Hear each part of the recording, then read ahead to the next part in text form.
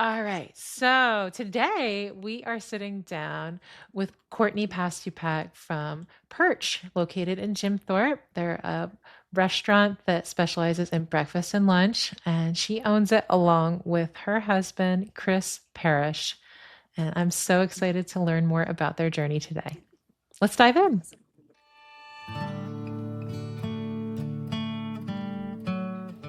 Learn how to start a business in your community with Launch Local podcast, full of know-how and inspiration from successful small business owners, including your host, Amber Artemis.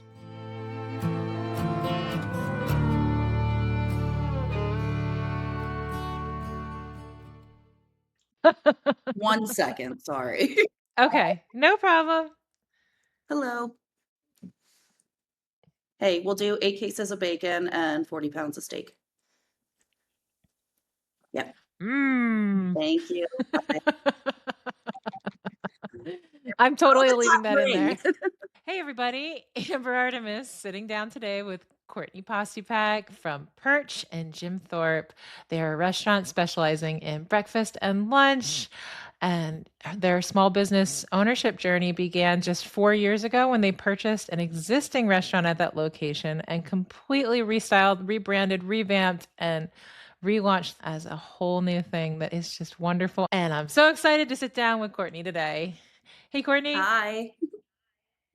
And it's so cool that you're in your shop and you could see the like some of the things that I love that you guys have done with the remodel. You could see the I don't know what you would call those, like wavy boards there that are on like on your I ceiling. told the contractors I wanted an artistical feature, and I wanted it to look like the rolling hills that are reminiscent of this area. That's so I think they pulled it perfect. off. Yes, yeah, and like if it would probably blow out our screen entirely, but if, like, you could turn your camera, like, out the front window, does does that work? Like, Yeah. so you could see the can you see, like, the hills across from you guys? Let's see what happens. There it We got is. that awesome mountain view. Yes. Yeah, so and that kinda gets at the name, like, you guys are perched, like, on the edge of this overlook, Yeah. there on either side of, where you're located is a pretty deep Mhm. valley, there's the dip that goes into Packerton, and then there's the descent into Jim Thorpe, the Mansion House Hill. Yeah. And so you're located on like State Route 209. Yep. It gets a lot of traffic, Yeah. like tens of thousands of people driving by there daily. Yeah, we like to say that we're sandwiched in between 2 great cities. We have Jim Thorpe and then Lehighton right next to us as well, so we're surrounded by awesome Yeah. amenities. Yeah, and we're really I as a resident of Jim Thorpe, I thank you. It's funny, like I have to mention, so you're in your shop on the only day that you're closed, Mondays. Mhm. And I so my husband and I we're co-owners of Wild Elder Wine and Cider, and I do supply runs to the Lehigh Yeah, Valley, and I shaped my schedule around you guys being open. really. Yeah, I don't wanna go on Mondays because you're A lot closed, of people do a that. and you're the best restaurant between here So, and Route 22 and Airport Road. the nice big parking lot is a huge perk as well, where you can just pull right in and then pull right out, not have to worry about parking or anything. I am that kind of weirdo that will go out of their way for good food.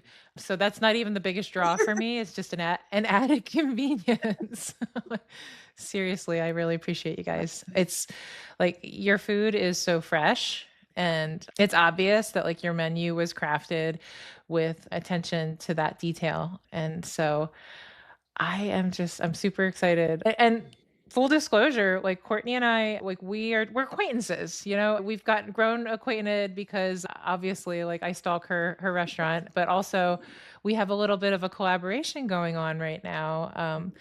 She reached out to us to ask if she could use our elderberry syrup that we make in a coffee drink that they feature at their shop. It's a It's a nice chai with the wild elderberry syrup in it, and it's amazing. Yeah, yeah. So it's white chocolate is in there too, Yep, right? yep. It has that savory from your elderberry syrup and then a little bit of sweet, and then it has the chai spices in it too. It's a great combination, and the elderberry syrup just really set it off. And we're glad that you guys supply us with it. Yeah. Well, I really appreciate that you reached out to us to do it, and we're happy to keep that going as long as you want to keep it Yeah, going. Um, they keep buying it, and so well, that's what matters. It's good and it yeah, sells.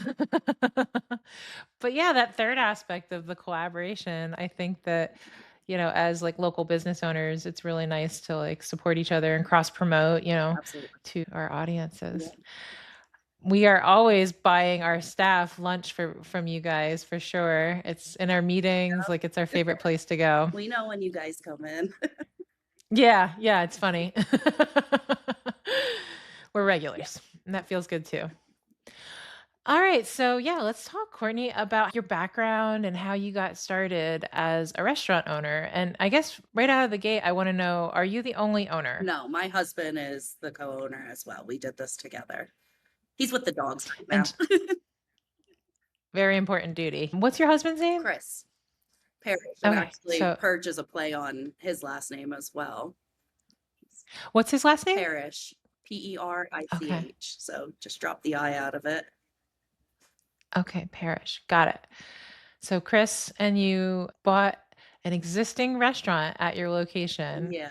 Tell me more about that. So we're born and raised around this area. We lived out in San Diego for 7 years. We decided to come home, spend some time with family. Owning a restaurant was something that we always wanted to do, cooking and food and just bringing people together. That's a huge part of our lives. And so when we moved back here, we were a little uninspired by the food selection, and we started to really think about it, and we just decided, let's do it. Let's actually take the risk and just do it. Just go for it. So we did. Well, congratulations. Yeah, I mean, besides like living in San Diego, like what is your background in the food and restaurant industry? The restaurant industry was my first job when I was an early teen. I have always held a position in the restaurant industry. It's a weird thrill that you get addicted to. I just love meeting new people and just learning new things about people. So throughout my life, I've always held a restaurant job, but I've also dipped my toes into other different aspects just to try and get me well rounded in everything. Out in San Diego, I finished my schooling where I graduated from Design Institute with background in interior design. Has always been a huge passion of mine. So coming back here to Pennsylvania, I was just trying to think of a way to combine everything that I love all into one. So I have art, I have food, and I have my husband. And it's it's a really good base to have. And I think if you stay true to, where you started and your roots, you can really take off and go far with that. And I think we are building something awesome here. Um, Absolutely. Yeah, and it's really important what you just said that like you have built your business around your values yeah. and your goals in life, and so that as you're building that, you're really just supporting your dream. Yeah, and And and it, supporting our community that raised us too. I mean, I grew up in these woods and these rivers here and the lakes, and it's really nice to be able to come back and give back. awesome. Yeah. So what about Chris? Like, does he have a background in the restaurant industry? Yeah, out in San Diego, he actually worked as a sous chef in an amazing restaurant. It's San Diego's like one of their top restaurants out there, and he worked his way up. Food has always been a passion for his.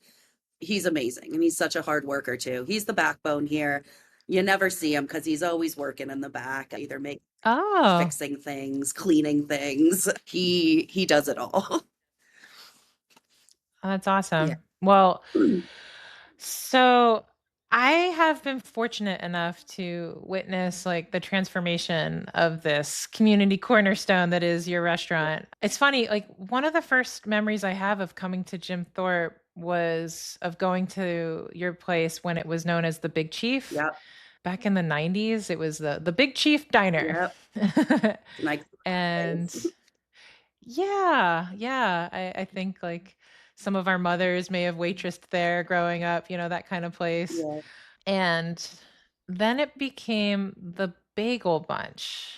After it was closed for a while, so it didn't transition immediately into a new restaurant. Yep. And it was on the market for quite a while. It sat vacant in the early 2000s. Yep. And this place bought it, and I don't know anything about, the previous owners, and we don't need to go into a lot of detail about their situation. I have no idea. I would like to know more about like the opportunity and the details, like Yeah. of how you acquired it from them directly eventually. But I just want to like paint this picture of what your building looks like from the outside, and how like they chose a brand that matched that, I feel like, because it's a mid-century looking Yeah. building.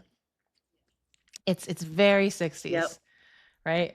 And so I'm pretty sure that that's how they got inspired, right, to come up with this Absolutely. brand, the Bagel Bunch. And everything inside was like old record albums and kitschy things from the 60s. And they sort of embraced like the style of the building that they inherited, which was that it was a little more dated, right? It was the Big Chief. I don't know that they remodeled from the Big Chief So days. Okay. And you know what? Like that's like a perfectly legit way to get rolling, right? To yeah. just lean into it. Our friends who own the Union Public House in downtown Jim Thorpe like bought a dive bar. It looked like somebody's grampy's basement, from the 60s or 70s, and they just leaned into that, and they became the best dive bar in the area, Yep. So Yep.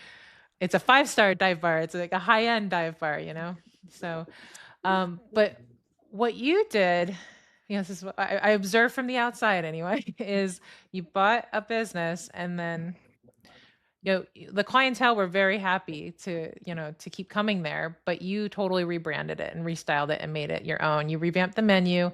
You kept some things We kept because the clientele were like yeah. interested in some of those things. So tell me more about that. I just wanted to set that stage. All of those things. So we initially got into this location. We weren't exactly looking at this location at first. Again, this is like right in our very beginning stages of planning. I had worked for the Bagel Bunch owners back when I was 20 or so. It was shortly before I moved to California. So I was familiar with them. And then coming when we moved back, I got in touch with them just to talk to them a little bit more about how they got started and just seeing if they could offer any help. That led to them offering us to buy this place. They had lost their other place in Nutropoli, and I guess they just wanted to get out of the business. So we weren't necessarily looking at this place, but we started envisioning everything and it felt right. It felt like fate brought us here, especially, driving past this place every single weekend as a kid growing up. It held importance to us. So we decided to go for it and purchase the building. That was in the beginning of COVID. It Oh, it was a wow. long, stressful journey for sure. And then We we started Wild Elder in the midst of COVID. And I was just joking about it with somebody yesterday that, for all its challenges, yeah, it was easier to have a captive audience on social media. yes, that's for sure. But did you guys like, did you open your doors before COVID, or were you like in the midst of purchasing We it? were in the midst of trying to purchase it at that point. The banks and everything kind of took a standstill and everything was all up in the air. So we had to wait a little bit and then we finally got in and slowly but surely started taking over and transforming the space. Once we were in here, we noticed the neglect that everyone has shown this place over the years. So It's deferred maintenance. yeah. Yeah, something like that. So we took some time. Just this past year, we were able to do our renovations. And we've kind of just been slowly trying to change everything over to really who we are. You have a lot of people who are stuck in their old ways sometimes. So, some of the customers were a little challenging at first because they are just stubborn and they want what they want, which is why we kept some of the classics on there. You can customize your own food here, but we do have our specialties as well. I think people are afraid of some ingredients sometimes, but trust us. We know what we're Oh, doing with food. are you talking about the chia pudding? Yeah, there's a couple funky things on here, but, like, even our staff, some of them, all they ate when we first started were grilled cheeses, and now they're making themselves fancy meals for their employee meals, and we're proud of them. Their profits Yeah, are it's expanding.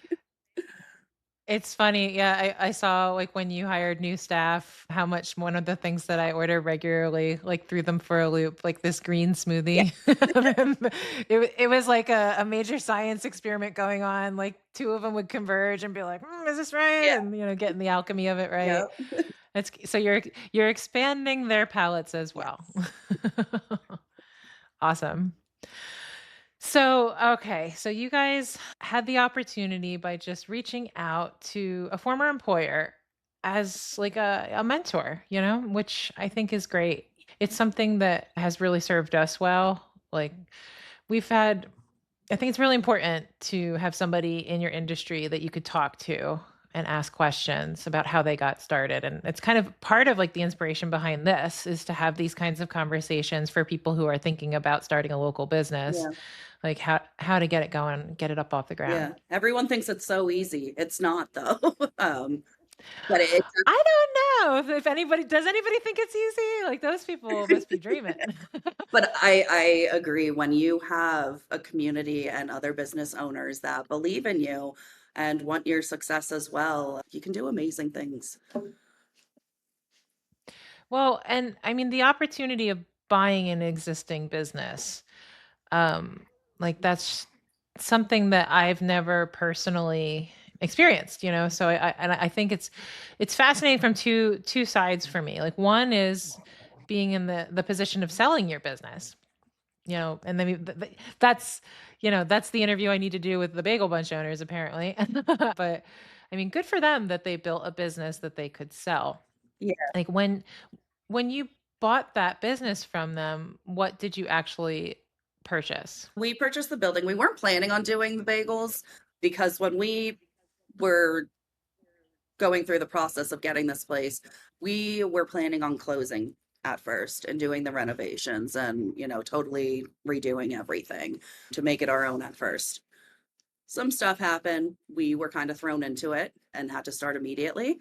And we again like didn't want to scare off the community because there were those diehard Bagel Bunch fans. So we kind of just eased our way into it. And again, because of COVID, who knew what was going to happen? Things were really unsure at that point. The pricing of supplies, everything was insane.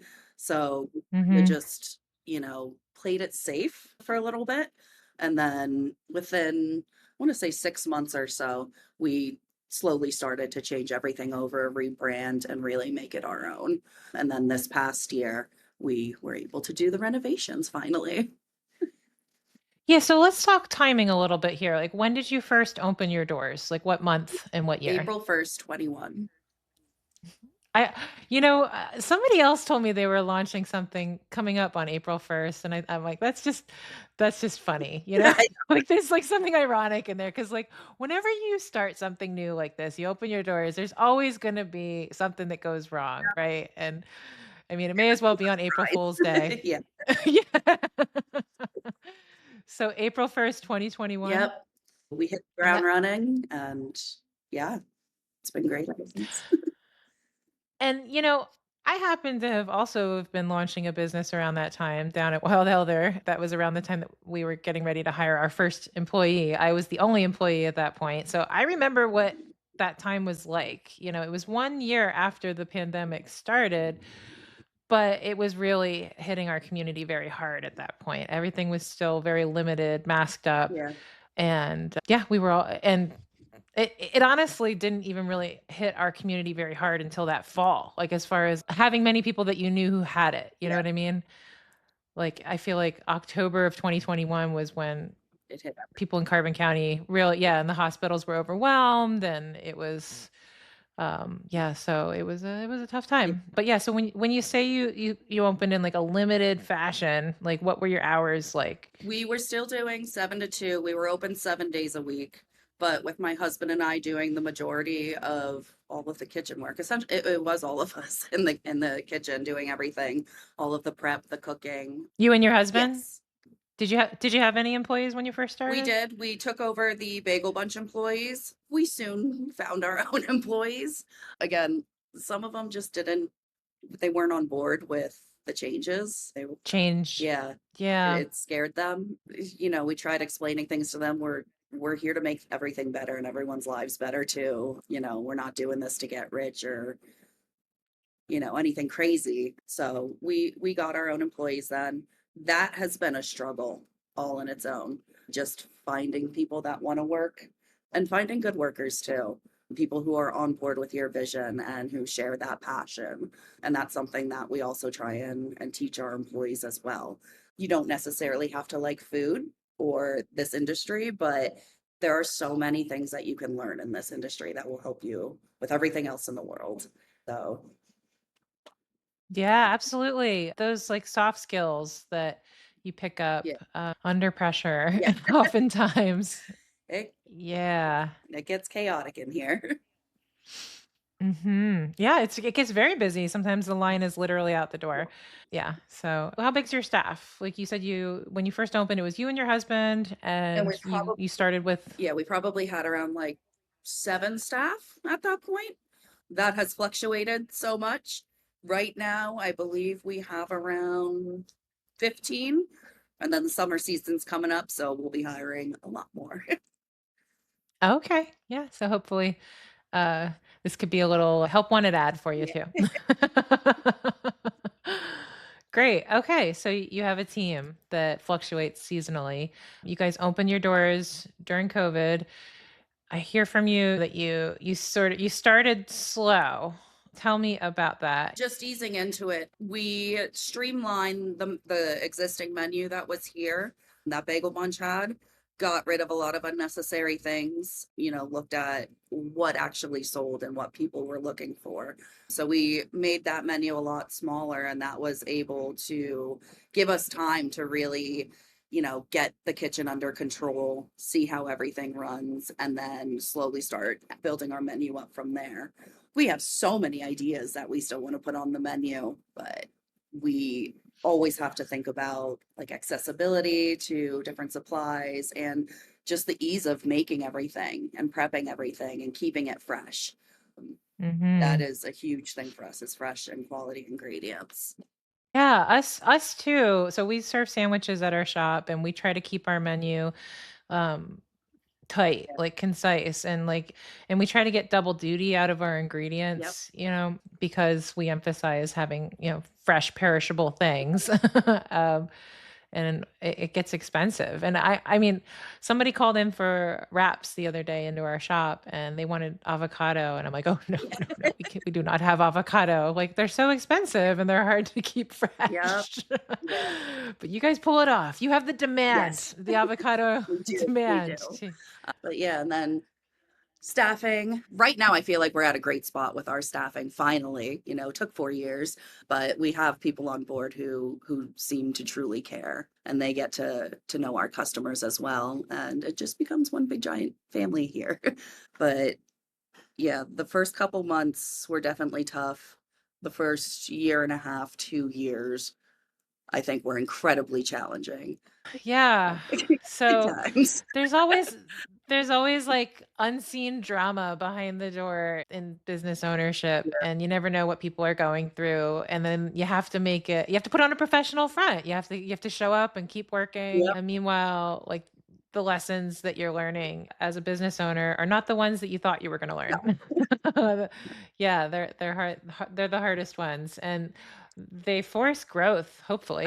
You know what I mean? Absolutely. Like, It just gave us and more learn motivation to make this place everything that we wanted it. yeah, learning how to personally, cope with the stress of owning a business and meeting challenges that you didn't see. Learning how to sleep at night. It's um, that. yeah.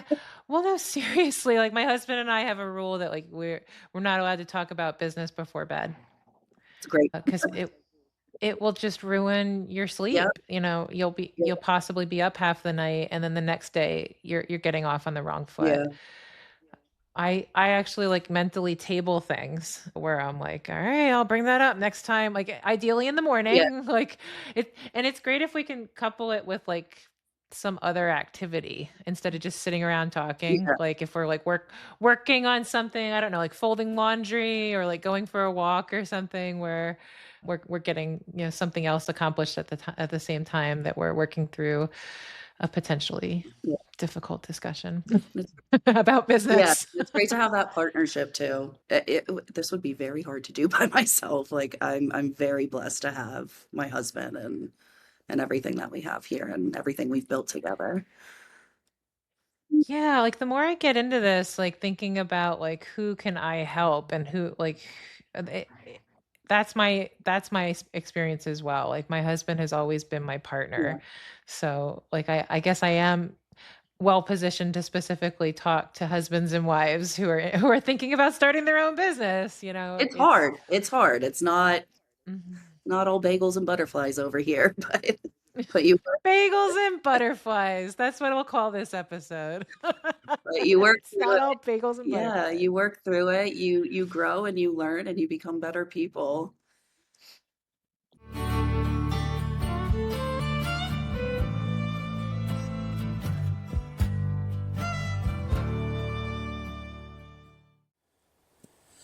And now a word from our sponsors. Delicious elderberry wine, fresh and healthy elderberry syrup, crisp ciders, all available 7 days a week at Wild Elder Wine and Cider Company, 76 Broadway in Jim Thorpe, specializing in regional folk wines and ciders just like your grandparents used to make. Elderberry, blueberry, raspberry, blackberry, apple. Now serving lunch too. That's Wild Elder Wine and Cider Company, 76 Broadway in Jim Thorpe. Open every day 11 till 5. Also available online at wildelder.com.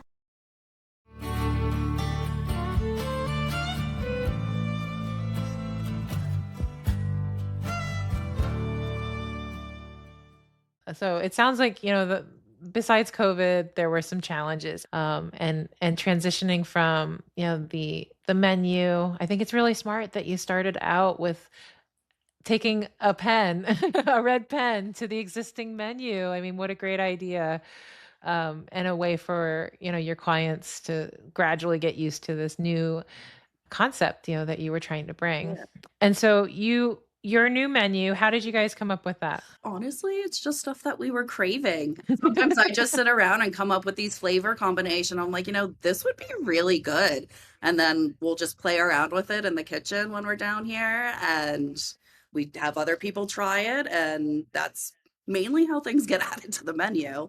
We are going to start running some specials just so, people can get a taste of some other things too and switch it up every once in a while. But I think we have a pretty good staple of a main menu there right now. There's something for everyone. You have the classics, you have stuff that's a little bit more healthier, whatever mood you're in. We do offer gluten-free, vegan options. Most of our bagels are vegan. So we kind of branch out for everyone. We have so many families and huge groups of people that come in here, and everybody has a different taste. So we want to make sure that we have a product that we can provide for everyone. And you mentioned that you weren't thinking of doing bagels Yeah. initially. Tell me about that. We wanted to do like a breakfast and lunch spot. We were gonna do sandwiches. The vessel for the sandwich was a little undetermined at that point, whether we made the bread ourselves or used a local baker. With the purchase of the building came all of the equipment, so we thought, why not? We'll learn a new trade here and learn how to perfect that. We had their bagel recipes. We tweaked them. We added our own personal touch to everything and I think we made them better. Yeah, well, I really appreciate that you have all those other non-bagel items Yeah, on your menu too. Like the salads are so great, and my kids love the wraps, yeah, breakfast burritos. Oh, the mess, or actually you guys don't call it the mess. yeah, The hashes. yes. Those those are a big hit. Ours are And so good. We use local potatoes and they're so good. I could eat them every single day. And we're like we're snobs in my house for smoothies. Like we don't order them out elsewhere because we know we'll just be disappointed, but we really like your smoothies. You use fresh ingredients, whole Yep. ingredients and not like Simple ingredients. mixes and yeah. Uh-huh. And then the your sandwiches. I discovered this turkey sandwich on your menu called Yeah. the is it Yeah. Kanapka? Yes. So what does that even It mean? means sandwich. That is pulling off of our Eastern European heritage of Polish and Ukrainian. So, and it's funny. A lady was just in here the other day and she saw that on the menu and she got so happy because she's like, I make a kanapka for my husband every day. And she's like, it was just so nice Oh. to see it on the menu. But yeah, it's a super fresh, delicious turkey. Green apples are on it. And then we have our own house-made lemon herb dressing and our stone ground apple mustard as well.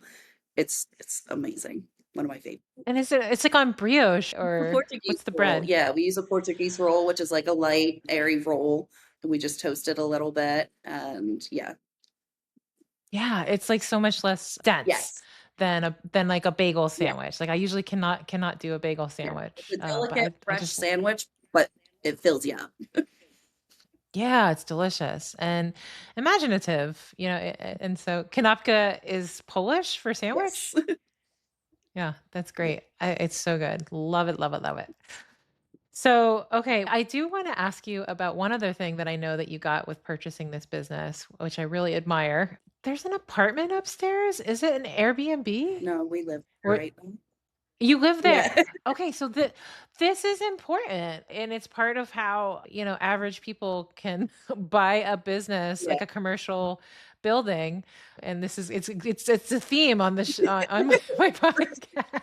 It was a 2, Yeah. might as well. I mean, you're here all the time working anyway, so makes it Well, and if it helps you, conserve yeah, resources by co-locating with your business for a while or indefinitely.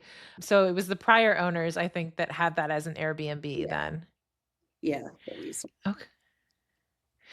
So what's that like living above your business? It has its perks, like when you're hungry, you can just walk down and get it, but definitely has its negative aspects too. People always know you're here.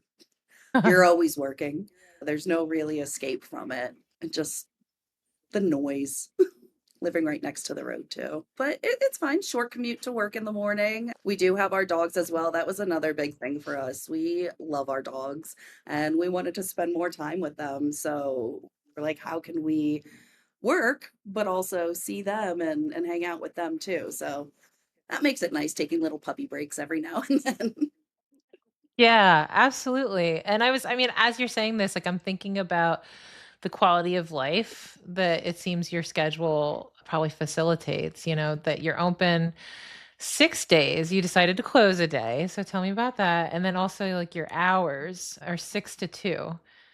Our hours are 7 to 2. 7 to 2, sorry. Yeah, for now.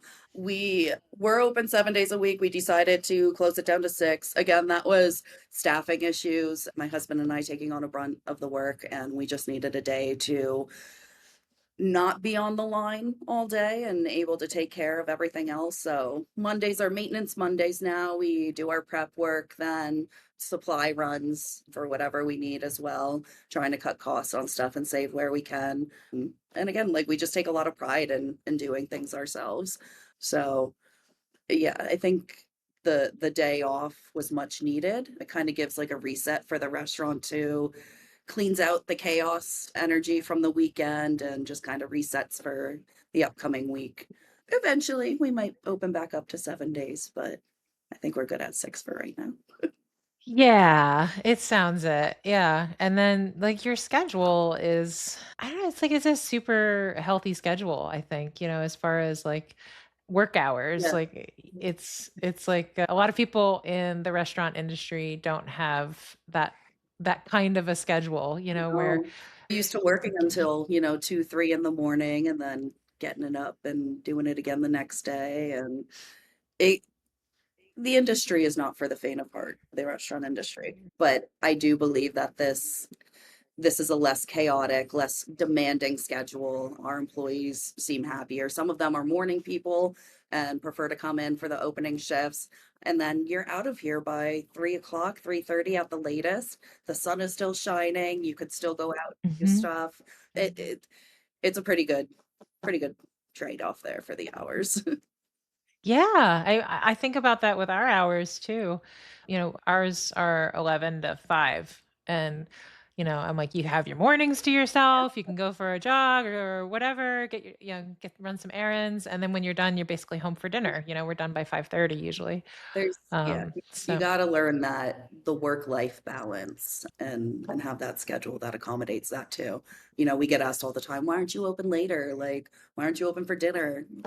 I'd like to sleep and have a life sometime. We eventually get yeah. there, but I think we're pretty stable with where we're at right now.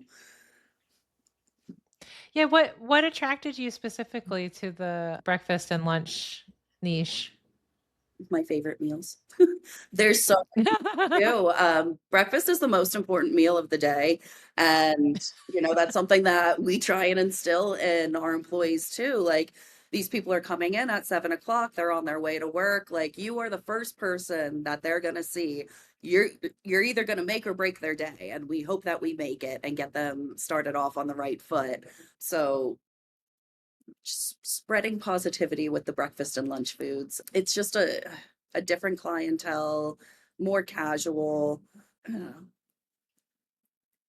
Absolutely. Yeah, all those things. And I love that, it's a great meeting spot. We are challenged for parking down in Jim Thorpe, so I think that's why, maybe people don't know this, but you were so proud of your parking lot. It is the envy of all of Jim yeah, Thorpe, probably. everyone tries to park It's here.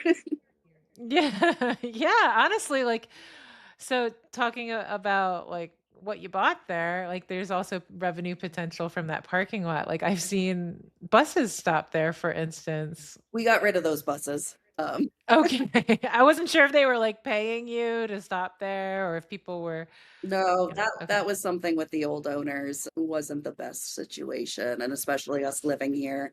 We did not want our house being turned into a bus depot either, so we decided to nix that. Yeah. Well, it's an asset that like is yours to do with, whatever you'd like. And I've like when I thought that there was an Airbnb there, and there could be in the future, if you guys decide, we don't want to live here anymore and you buy a house or build a house or something or move or rent somewhere else, you have that as another revenue stream. Like right now it's saving you Yeah, money and it's supporting your lifestyle there as part of your business, but it's like that property it could have multiple revenue yeah, streams to support it as an investment, and I think that makes it especially interesting and attractive. yeah. Yeah, So good job, Courtney. Good job, made some Chris. smart decisions. Yeah, no, it's a cool place. It sounds like you had to invest a lot into fixing it up. I mean, beyond. So tell me, like, you closed for at least a month or more. Was it last spring? Yeah, last April, May, we shut down for 5 weeks, did about a year's worth of renovations and construction in those 5 weeks. Like, we were down here working every single day, and we totally gutted the inside and redid everything. It's gorgeous. Yeah. Everything you did is great. And did you do some of that work yourself? Yeah, we did a lot of it ourselves and we used local people as well. We had an amazing team of people helping us, people who grew up in the community, have lived here their entire lives. Everything we do, we try and put back into the community as well. So it was really important for us to use local people. Plus, just the pride and integrity in their work is incredible. The wood pieces that we have in here came from local trees made by local. I was wondering about Yeah. Yep. that. From local trees. It was made by a local guy, Gary Kistler. He does incredible work, and we're really proud to showcase it off here. There's a couple of different things that he's done around here. Yeah, there's live edge countertops. Yes. And yeah, and so you have a design background, and that makes a lot of sense. Like the way that it was designed. I love this like sitting area that you came up with to help like the crowd that's just coming and waiting for their Yep. order. You made a little bar facing out to that beautiful mountainside. And the seating's very, comfortable and sturdy and flexible on the one Yep. side. Like you can rearrange tables. Like Yeah. it was all so well Yeah. done, and it really enhances like your brand, the Perch, brand. It's very like it's like you said about when we first started that it embraces the mountainside that it's a part Yeah. of. And by bringing in those live wood elements, it's just a really lovely, clean, modern Yeah. space. I can't. It's a way of, because we're surrounded by these huge picturesque windows all around. So my design aesthetic is very much using the surroundings and nature. So we kind of brought the outside in, if you will. Yes. And those big windows, you added some great shades. Yes. Or That's sometimes on it. the greenhouse effect. Yeah. Yeah. Thank you for Of that. course, Yeah. of course. And you guys, did you build that patio out back, or did you inherit that? That was there already. We are working on plans on semi-enclosing that so that we can use that area year round. We'll throw some heaters out there. And then also our plan is to use that as like a rentable venue space. Oh, Yeah, cool. Yeah, that's a great yeah. idea. There's a lot of cool features about this building, but cost time and money. We'll get there eventually.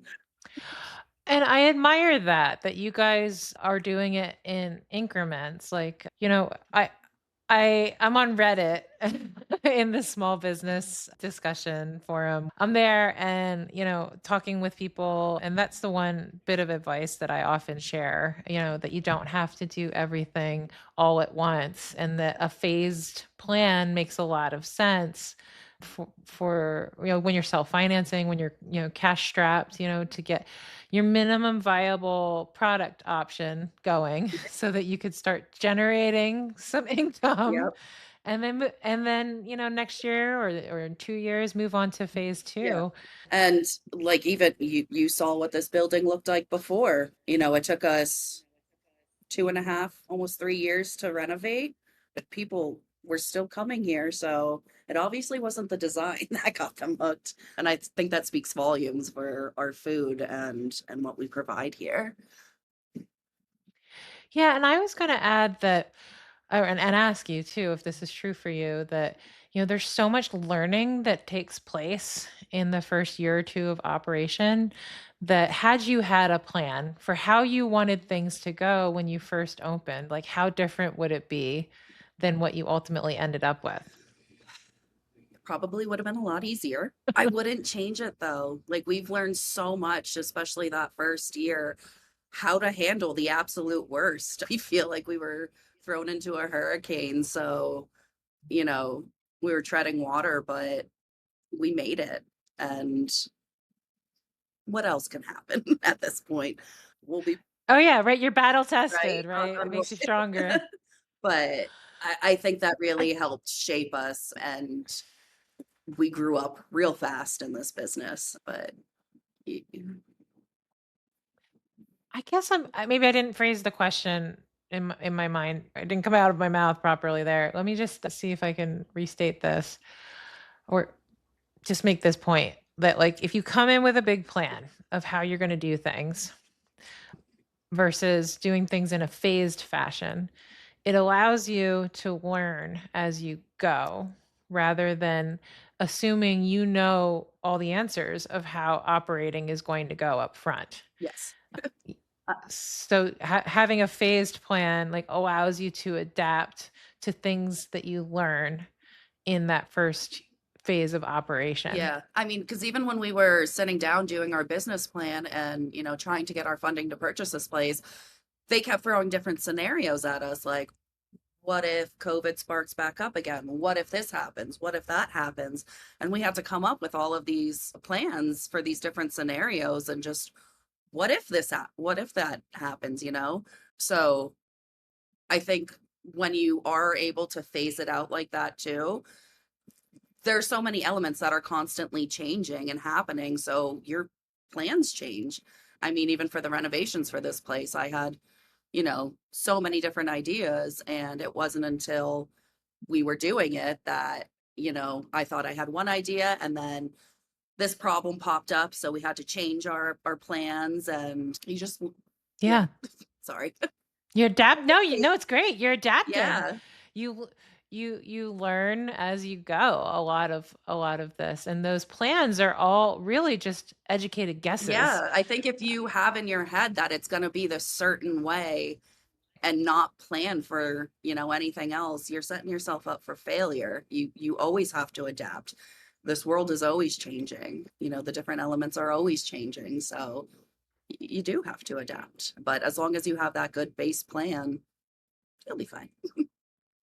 Yeah, exactly. Coming back to the sort of the vision and the mission that you guys have, that you've, built this business around your values and your goals, staying focused on those while you pivot or adapt as needed is a solid way forward. So it's exciting that you guys are doing it. And I can't wait to see, all the changes and the growth that are definitely ahead of you.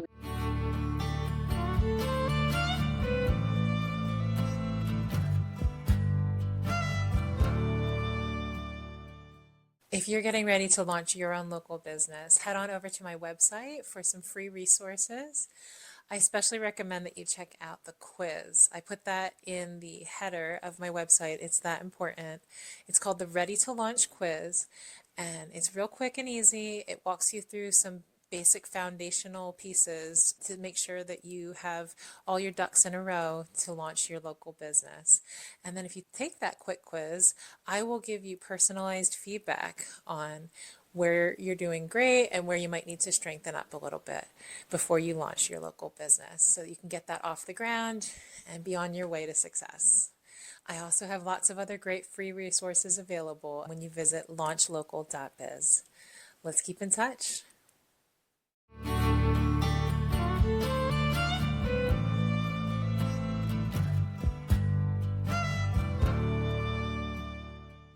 So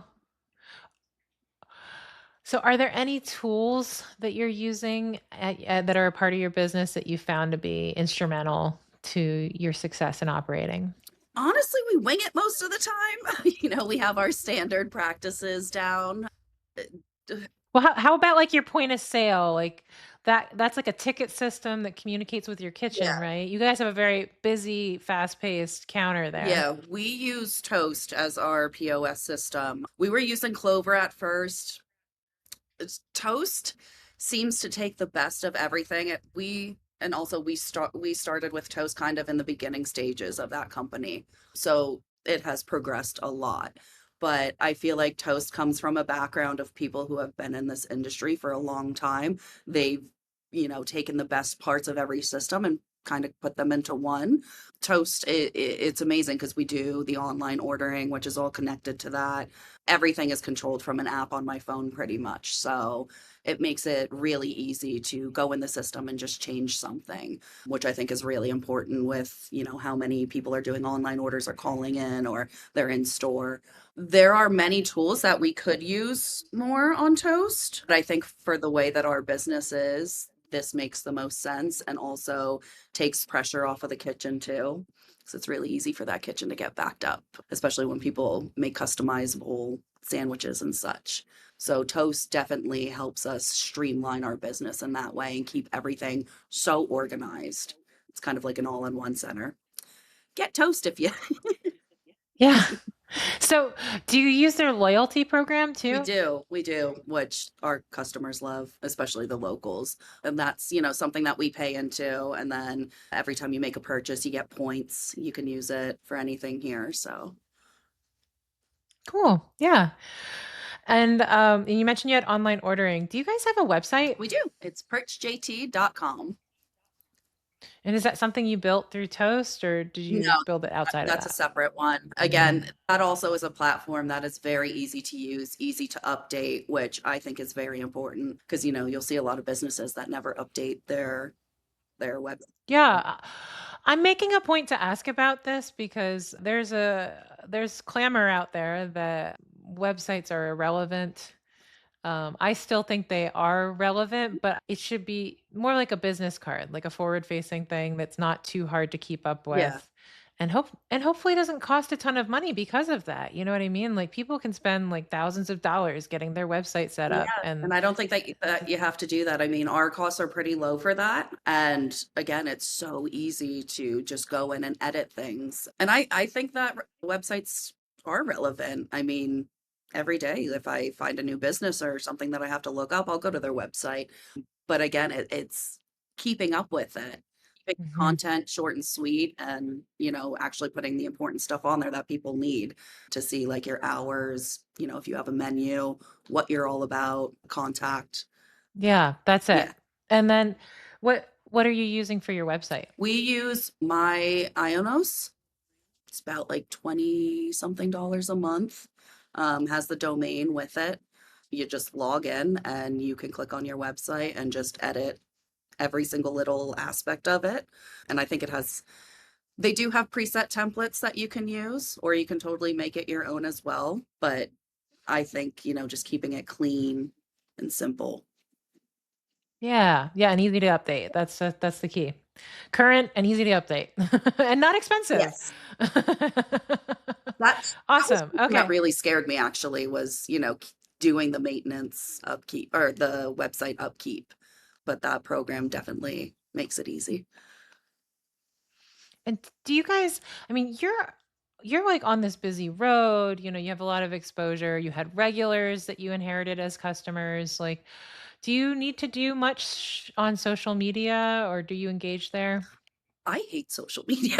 I am not a fan of it at all. I don't understand how people have so much time to be on it. I get the importance of it. I get it. We do post sometimes here and there. I do need to get better at it. But yeah, social media, I, I'm Instagram and our Facebook, pretty much everything is word of mouth from us, though. We don't go crazy with advertising. And I think, again, like that speaks volumes. If you don't have to advertise and people are still coming in, that's a pretty good sign. And I'm going to pick on something you just said. You said, I need to get better at that. And I hear that a lot from local business owners. And my question is like, well, are you busy enough?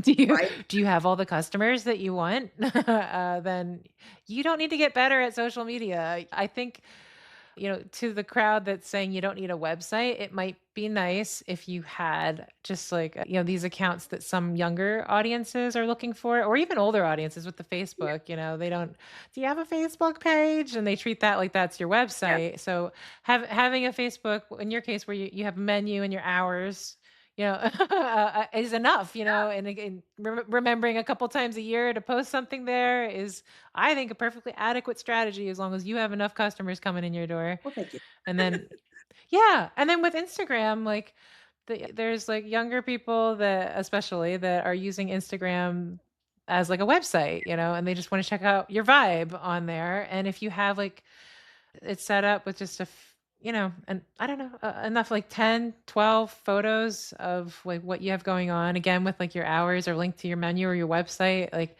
you could never update that in my opinion. And it would be like your digital business card Yeah. there. But a convenient thing to do is to push from Instagram. Yeah. So you feel like you're getting double duty, at least when you do remember those 3 times a year or whatever to stop Yeah. it.